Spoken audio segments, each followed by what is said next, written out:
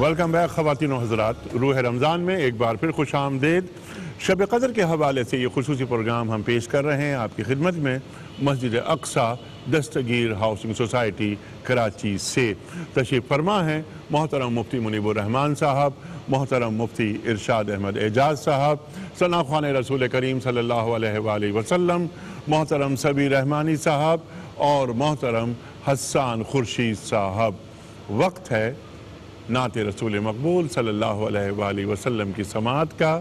محترم حسان خورشید صاحب سے گزارش کروں گا نعت رسول مقبول صلی اللہ علیہ وآلہ وسلم کے لیے۔ کرم آج بالائے بام آ گیا ہے، کرم آج بالائے کرم آج بالائے بام آ گیا ہے،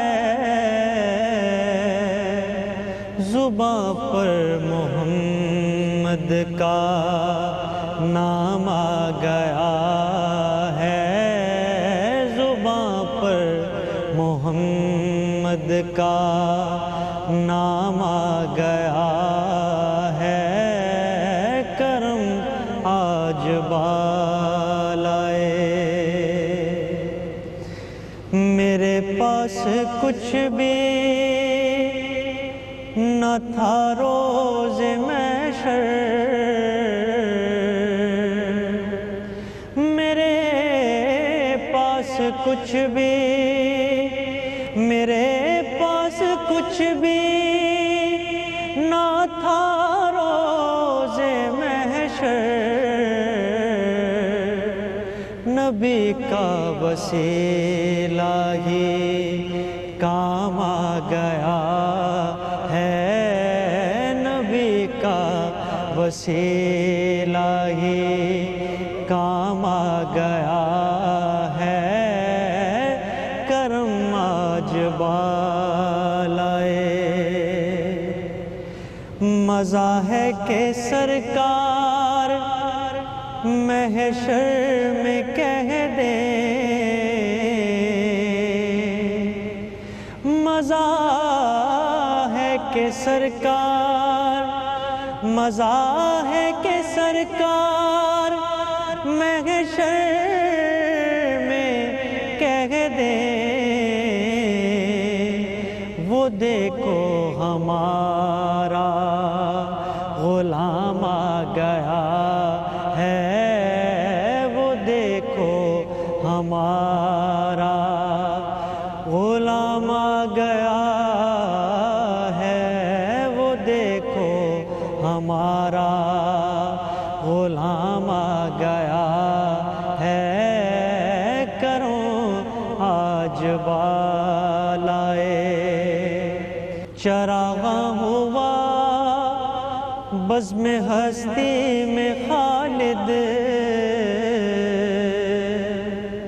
چراغ ہوا بزم ہستی میں خالد،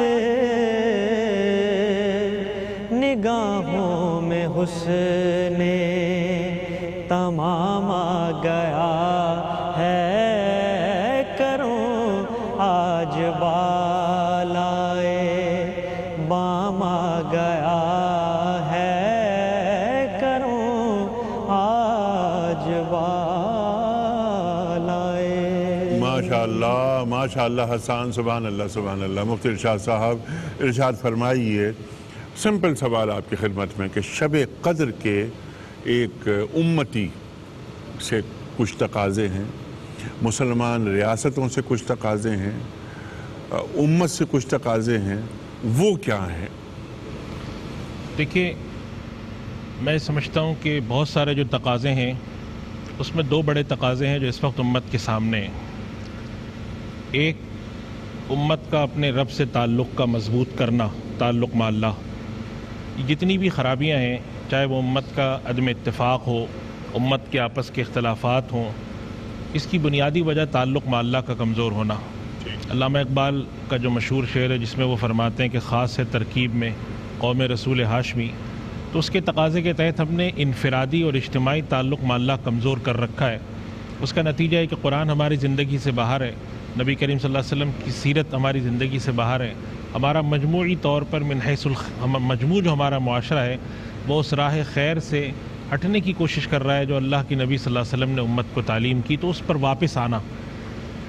دوسری بات کہ اس صورت کے اندر فرمایا گیا سلام ہی حتی مطلع الفجر، یہ سلام جو ہے امت کو قول اور فعل اور عمل کے ذریعے ظاہر کرنا چاہیے۔ یہ دو بڑے تقاضے ہیں۔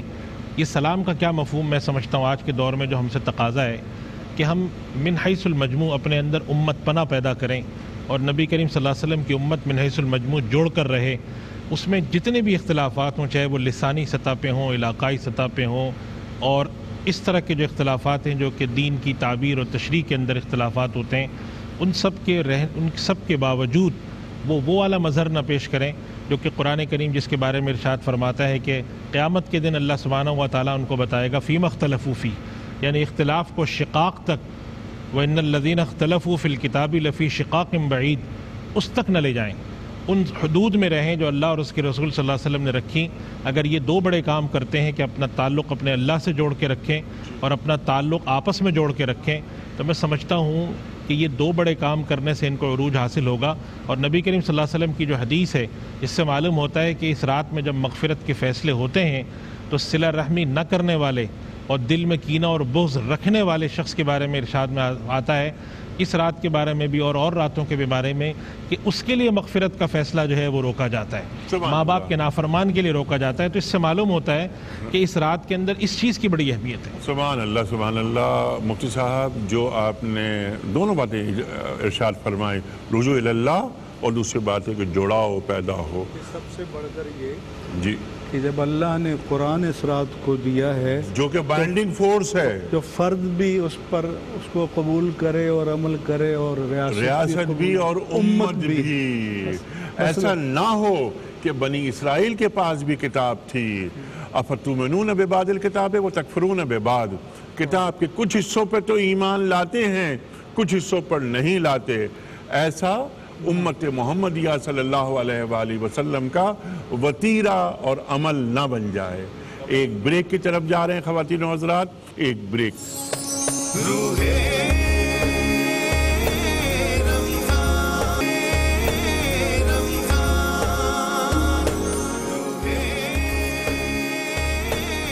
ویلکم بیک خواتین و حضرات، روح رمضان میں ایک بار پھر خوش آمدید۔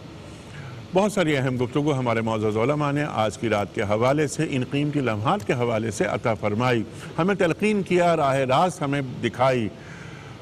مفتی ارشاد صاحب نے، مفتی منیب الرحمان صاحب نے جو نکات ہمیں تعلیم کیے، سب سے اہم نکتہ میرے خیال ہے یہ کہ اس رات کے تقاضے کیا ہیں۔ یہ رات جس میں قرآن کریم ہمیں نصیب ہوا، شہر رمضان الذی انزل فیہ القرآن ھدی للناس، مفتی منیم صاحب نے ارشاد فرمایا، اور انا انزلناہ فی لیلۃ القدر کے حوالے سے بات ہوئی۔ بائنڈنگ فورس کیا ہے؟ قرآن کریم، رجوع اللہ اور قرآن کریم سے چمٹ جانا۔ اقبال کے شعر پر یہ پروگرام ہم ختم کرتے ہیں کہ گر تو می خواہی مسلمہ زیستن، نیست ممکن جز بقرآن زیستن۔ اے مسلمان، اگر تو دنیا میں زندہ رہنا چاہتا ہے مسلمان کی حیثیت سے، تو یہ ممکن ہی نہیں کہ تو قرآن کو چھوڑ کر زندہ رہ لے۔ خواتین و حضرات، میں بڑا ممنون ہوں محترم مفتی منیب الرحمان صاحب کا، مفتی ارشاد احمد اعجاز صاحب کا، سبیر رحمانی صاحب کا، اور محترم حسان خورشید صاحب کا، آپ حضرات تشریف لائے اور یہ شب قدر کی مبارک ساعتوں میں برکتیں کشید کرنے کی جو کوشش ہم نے آج مسجد اقصی دستگیر ہاؤسنگ سوسائٹی کراچی میں بیٹھ کر کی، اس کوشش میں ہمارا ساتھ دیا۔ اللہ تعالیٰ آپ سب کو اجر عظیم عطا فرمائے۔ اپنے میزبان انیق احمد کو اجازت دیجیے، خدا حافظ۔